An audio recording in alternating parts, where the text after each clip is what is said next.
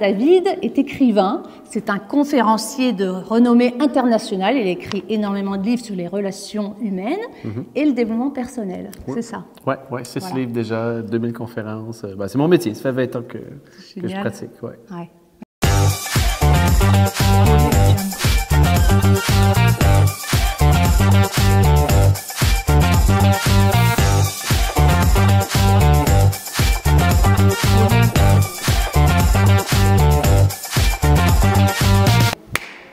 Yes! C'est parti! Bon. Yes! Ah, je suis ravie, David. Alors, David, j'ai la chance de te connaître, ça fait depuis 2014. Ouais, donc ça fait un moment déjà. Ça fait déjà un moment. Et je suis ravie que tu m'accordes cette interview. Ravissement partagé. Ah, c'est super. Mais en tout cas, pour la communauté Femmes en Harmonie. Oui. Et voilà, donc j'avais des questions toutes simples. C'est beau, j'aime tellement le sujet, Femmes en harmonie. Femmes en harmonie, c'est beau, hein? Ah, ben oui, mais parce que, comme tu le mentionnais déjà, en vieillissant, bon, les enfants quittent la maison, la ménopause, il y a toutes sortes de trucs qui font qu'on pourrait être en disharmonie. Alors, de viser l'harmonie en vieillissant, je trouve que c'est... Ben, en fait, c'est le but de la vie, hein, de mourir en paix, en harmonie. Exactement. Et t'apportes énormément pour... voilà, nous, pour chacun d'entre nous. Mais tu sais qu'initialement, c'est très égoïste. Hein? Je sais que j'espère que je contribue, mais d'abord et avant tout, si je pratique le métier, c'est parce que ça me rend tellement heureux et je m'épanouis, j'évolue là-dedans. Alors, c'est d'abord et avant tout, je le fais pour moi. Et il y a une retombée ensuite, un effet ricochet pour les autres. Tu donnes et tu reçois en même temps. Oui, carrément. C'est beau. En fait, c'est ça la vie. C'est de donner pour recevoir. 100%, je suis d'accord. Ouais. Alors, bon, la première question. Les questions. Alors, dans tes conférences et livres, tu parles souvent de l'importance des relations humaines. D'accord. Alors, pour les femmes de plus de 45 ans qui traversent justement ces périodes difficiles, hein, ces périodes qui peuvent être angoissantes parce que le corps qui change, les enfants qui partent du nid familial, les parents qui vieillissent, quels conseils tu pourrais leur donner pour s'épanouir sur cette période qui n'est pas simple? On a combien de temps? Je dirais dans une réponse brève, si ce n'est pas déjà entamé, mais fort probablement que ça l'est déjà pour les femmes qui t'écoutent parce que justement elles visent l'harmonie, donc elles suivent le blog, puis elles sont à la recherche de guidance ou de lumière ou de réponse. Moi, de façon avec beaucoup d'humilité, je dirais, si le voyage n'est pas entamé vers la recherche de paix, d'équilibre, d'harmonie, de se lancer progressivement. Parce que toutes ces choses que tu as nommées, elles sont inévitables. Maintenant, la question, c'est pas si elles vont se produire. La question, c'est comment on va réagir face à ces trucs qui se produisent dans notre vie. Alors, plus on est en résistance, plus ça génère de la souffrance. Et plus il y a de la souffrance, alors plus notre vie devient merdique, compliquée, lourde.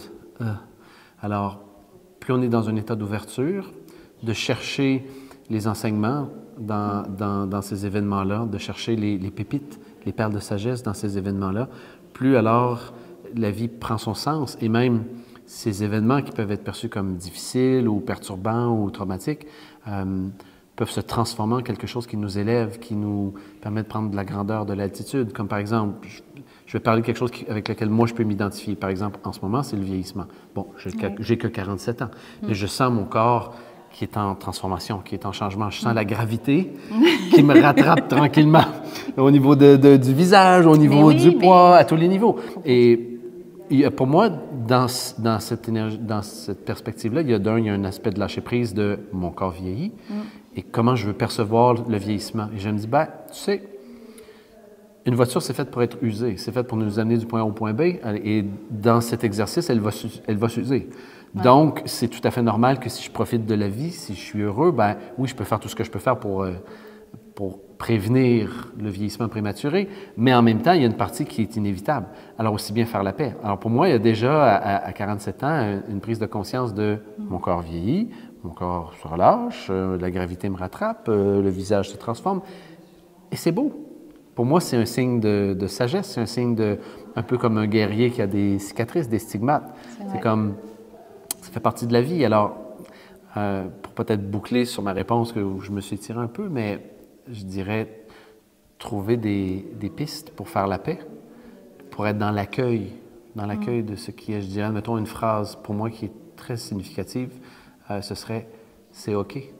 C'est OK pour le moment.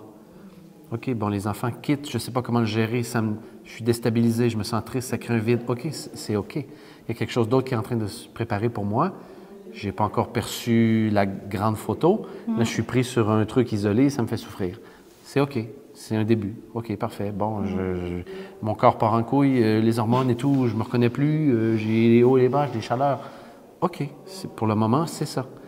Alors, à partir du moment où on est dans l'accueil, ben, ça met la table pour une prochaine étape plus en harmonie, disons. Ouais, là, je pourrais continuer pendant longtemps, mais... Oui, non, mais j'entends bien. De trouver des solutions pour faire la paix dans le moment présent. Mais je sais que c'est très facile à dire comme ça, mais moi, de l'accueil, pour moi, c'est la première étape. Donc, d'accueillir. OK, c'est ça. Alors, si je résiste, je vais souffrir. Alors, aussi bien l'accueillir en me disant, c'est OK, ça fait partie du processus. Oui, puis accueillir avec les autres, peut-être l'échange aussi, ça fait partie. Ah, le fait oui, d'être oui. aidé, d'être écouté, eh ben, on se sent moins seul. Absolument. C'est la raison pour laquelle elle t'écoute.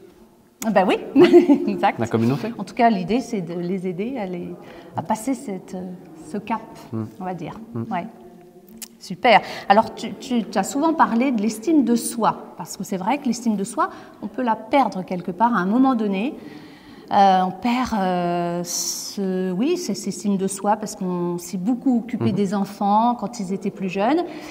Et puis là, on n'a plus rien à s'occuper et on peut perdre justement cette fameuse estime de soi. Oui, absolument. Qu'est-ce qu'on fait avec ça? Oui, qu'est-ce qu'on fait avec ça? Elle est où, l'estime? Je la cherche, j'ai soulevé les pierres, je la trouve pas. Oui. C'est sûr que l'estime de soi, moi, je pense qu'avec les années, c'est quelque chose qui peut grandir, qui peut se déployer, qui peut se développer, mais qu'on peut également perdre à travers un événement traumatique ou déstabilisant ou bouleversant, ou parfois à travers les aléas de la vie qui s'accumulent l'un après l'autre, les épreuves, les défis, qui font en sorte que vient un moment donné où on se sent inadéquat ou pas à la hauteur ou perdu, où on a l'impression que ce qui a déjà été n'est plus. Alors on se remet en question dans notre identité, dans qui on est. Moi, je dirais d'abord et avant tout que je dirais les 4 P, le plus petit pas possible. Alors, si l'estime de soi, on sent qu'elle fane, qu'elle disparaît, qu'elle est en train de se dissoudre, notre mandat, notre mission, c'est de le rebâtir, c'est d'en prendre soin. Un peu comme un animal blessé, un peu comme un enfant blessé, un peu comme un être humain blessé, finalement. C'est de prendre soin de notre estime de soi pour le rebâtir. On peut le rebâtir par soi-même, ou on peut être accompagné. Comme par exemple, moi, il y a 10 ans de ça, j'étais dans le fond du trou, je me sortais d'une dépression, j'étais sur le point de faire faillite, j'étais dépendant au cannabis, j'étais complètement perdu, mon identité était en train d'imploser. Et j'ai commencé à me rebâtir tranquillement. Et aussi, j'ai eu la grande chance, le grand privilège de rencontrer une femme extraordinaire qui est devenue ma partenaire de vie, mon épouse, qui, elle, a pris également énormément soin de moi. On le dit à la blague, elle a vu son cheval qui était blessé, mais elle l'a brossé, elle a changé les fers, elle lui a fait faire des tours, elle a dit « t'es bon cheval, t'es bon cheval ». Et progressivement, ça m'a nourri. Mais je dirais qu'il y a un mix des gens avec qui je me suis entouré. J'ai fait du ménage, mais aussi, surtout, le plus petit pas possible pour moi, c'était quel est le plus petit pas possible que je peux faire aujourd'hui pour alimenter cette croyance que je suis parfait comme je suis, que je suis à la hauteur, que je suis adéquat. Alors, on peut l'amener dans le moment présent. Peu importe ce que tu vas faire, tu es parfait comme tu es. Mais ça, pour beaucoup d'êtres humains, c'est difficile parce que c'est conditionnel. Oui. Non, pour avoir une estime de moi, je dois avoir fait telle chose. Bon, regarde en arrière, on ne voit pas là, mais il y a une table. Alors, pour qu'une table soit stable, elle a besoin de pieds. Alors, les pieds, ce sont les actions concrètes que l'on accomplit qui gardent la table stable. Alors, la table, c'est notre estime. Alors, quels sont ces pieds, ces petits pas possibles qu'on peut ajouter pour que la table soit stabilisée? Alors, c'est à chaque jour de se lancer un petit défi, de sortir de notre zone de confort. C'est pas de la chimie, c'est pas de la physique nucléaire, mais parfois, justement, quand l'estime descend, on devient un peu dans cette énergie de soit paralysé ou un peu dans la victime de « je me reconnais plus, je me regarde au miroir, qu'est-ce qui se passe avec moi? » On a plein de doutes. Voilà. On peut avoir des doutes. Alors, il y a le côté, oui, foi, oui, entourage et les gens autour de nous, mais aussi le côté proactif de « c'est ma responsabilité de prendre soin, de développer, de muscler cette croyance-là, cette estime-là. » Donc, d'en prendre soin pour qu'elle se développe, un peu comme un muscle. Si on la laisse aller, ça s'atrophie. Et si on fait des flexions, alors ça se fortifie. C'est dans les petits gestes que les pattes de table se positionnent, stabilisent l'estime et la croyance, finalement. Parce que même après 45 ans, 50 ans, on peut se réaliser. Ah oui. Et la vie, elle est La vie encore... commence à 50 ans. Mais oui, c'est bien, de tant que l'entendre dire. La vie commence à 50 ans. Mais Parce oui, que le jour où on se libère de toutes ces croyances, ces limitations de notre jeunesse qui ont leur côté positif. Bien sûr. Il y a beaucoup de choses de la jeunesse qui nous tirent vers le bas, qui sont un peu comme des roches dans nos souliers, qui nous empêchent d'être qui nous sommes réellement. Le désir d'être dans l'approbation constamment, la validation, etc. Puis il y en a qui ne se libèrent jamais de ça. Mais à partir du moment où ces trucs de la jeunesse disparaissent et laissent place à plus de vérité, plus d'authenticité, voilà, la vie, tout d'un coup, prend une saveur et des nuances qui sont très, très agréables. Mais c'est un processus. Alors, parfois, de passer de là à là, ben, il y a la transition n'est pas nécessairement confortable, mais on peut dire exactement la même chose d'une chenille qui devient papillon. Hein. Bien sûr, il y a des perturbations. La transition, avant que le papillon prenne son envol, il y a un travail quand même. Là. Ça ne se fait pas du jour au lendemain. C'est clair, c'est clair, c'est clair.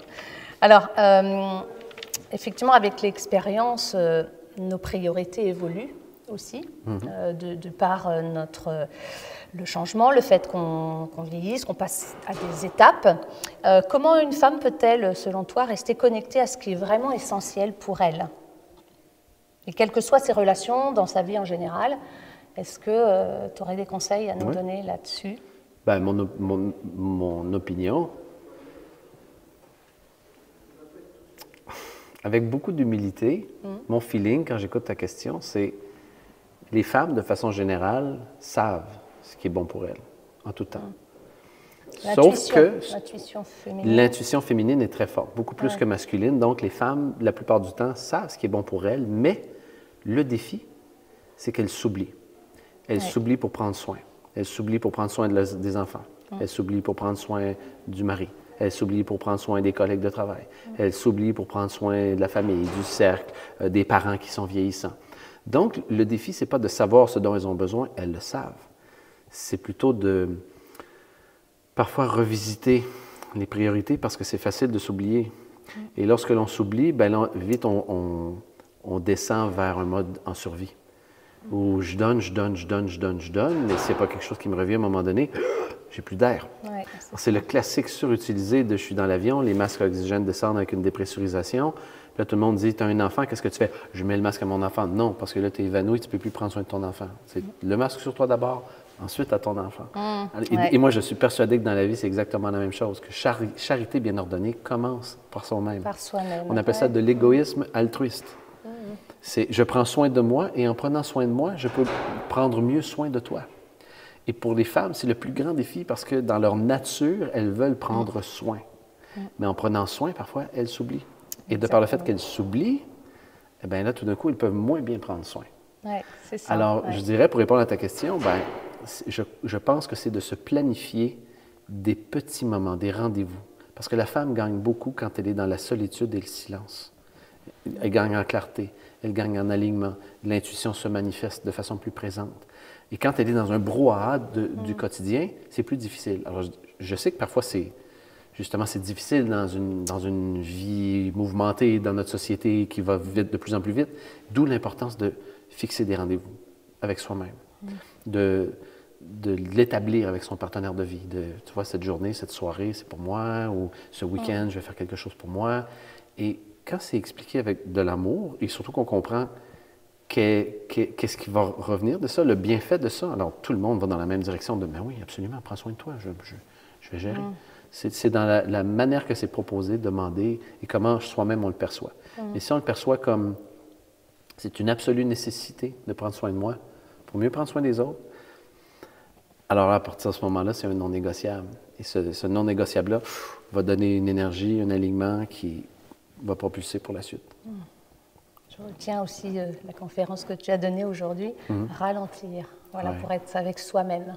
Ouais. Ben, savoir solitude, ralentir. silence, ralentir. Oui. Bon, génial. Alors, dernière question, si tu avais un dernier conseil à nous donner à cette communauté Femmes en Harmonie, quel serait celui-ci? Un dernier conseil.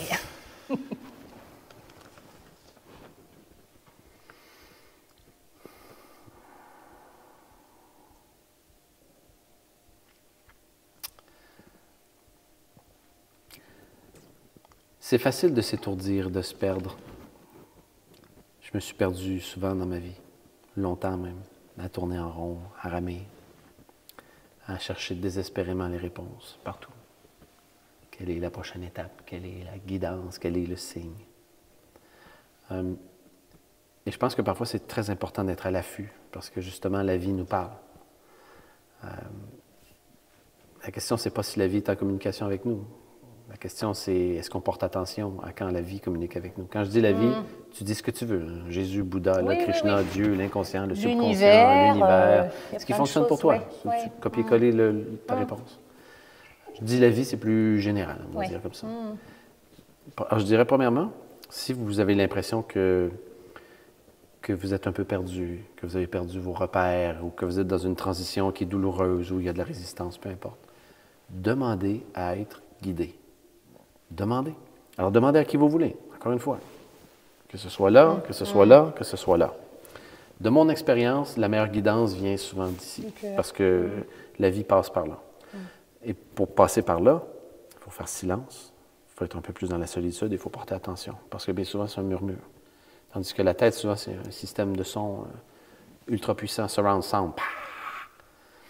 Alors, moi, je dirais demander à être guidé, et ensuite, portez attention. Soyez très attentifs. La vie va vous dévoiler, va vous montrer le chemin. Mais c'est un peu comme Hansel et Gretel. C'est pas tout d'un coup. C'est pas une lumière qui flash avec une flèche. C'est des petites miettes de pain, des petits bouts de pain qui t'amènent dans la direction. Alors, tu les suis, tu vas arriver où tu veux. C'est pas d'aller plus loin que ça.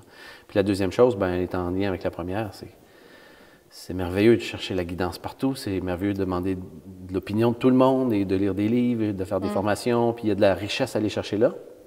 Mais au final, tu as la réponse. C'est toi qui as la réponse. On a la réponse en soi. Puis souvent, c'est parce qu'on demande aux autres parce qu'on a peur de se tromper, on cherche la validation, on est hésitant. C'est ça. Mais au final, tu peux demander à un village en entier, mais c'est toi qui as la réponse. Alors, c'est d'apprendre à se faire confiance et d'apprendre à faire confiance à ce que j'appelle le GPS. Le GPS, gestion par sensation. Ah, pas mal. Alors, tu poses la question et tu te fies à... C'est parce qu'il y a beaucoup de gens, pas seulement les femmes, mais qui se réfugient juste ici. Parce que quand on a été blessé, trahi, abandonné, humilié, on a souffert beaucoup, c'est plus facile d'être ici parce qu'ici, il n'y a pas de souffrance, on rationalise. Et d'aller là, c'est possible que ce soit inconfortable. N'ayez pas peur d'aller là. Apprivoisez, même s'il y a une souffrance, même s'il y a un inconfort, allez là, parce que là se retrouve votre véritable guidance. Imaginez ici, là, c'est 20 le 80 sur tout le reste. Le système nerveux, tout ce qui se produit ici, les sensations. Alors, allez-y. La gestion par sensation, votre GPS, il va vous guider dans la direction optimale. Alors, demandez de guider, puis ensuite de ça, faites confiance à votre GPS. Écoute, merci beaucoup David. Je vais suivre tes conseils et puis j'espère que vous avez apprécié cette vidéo. En tout cas, merci David. Si vous avez besoin d'avoir les coordonnées, les contacts, les livres de David, je vous mets ça tout de suite en dessous de cette vidéo. N'hésitez pas à liker, à commenter bien sûr. Et merci en tout cas de nous avoir suivis. Bien sûr sur Femmes en Harmonie, sur les réseaux sociaux. Et puis, je vous dis à très bientôt pour de nouvelles aventures. Merci encore une fois, David. Merci. Et allez, je t'embrasse. Merci beaucoup. Merci, c'était un plaisir. Partagez. Voilà, ce fut un moment extraordinaire avec David et je suis vraiment ravie de te le partager. N'hésite pas à me mettre en dessous cette vidéo, en commentaire ce que tu as pensé des conseils de cette interview. Je serai ravie de te lire. Pense à t'abonner sur cette chaîne si tu veux avoir plus de conseils, plus d'astuces. Et puis, si tu veux aller beaucoup plus loin, je t'invite à découvrir son dernier livre, « Aime-toi et la vie suivra ». C'est vraiment un livre très intéressant sur les 9 clés pour une transformation réussie, comment on passe de la chenille au papillon, comment on arrive à se révéler, à révéler notre potentiel. C'est vraiment un livre sur l'introspection, sur son retour à soi avec des exercices pratiques, des conseils précieux pour nous aider à retrouver l'équilibre, l'harmonie dans nos vies et puis en même temps de se réconcilier avec la vie, tout simplement, et de nous épanouir parce que 45 ans, 50 ans, c'est le début d'une nouvelle histoire que tu es en train d'écrire. Et il faut le voir vraiment comme ça. En tout cas, je te souhaite Une belle continuité. À très bientôt pour de nouvelles aventures. Et d'ici là, prends soin de toi. Allez, je te dis ciao, ciao. À bientôt.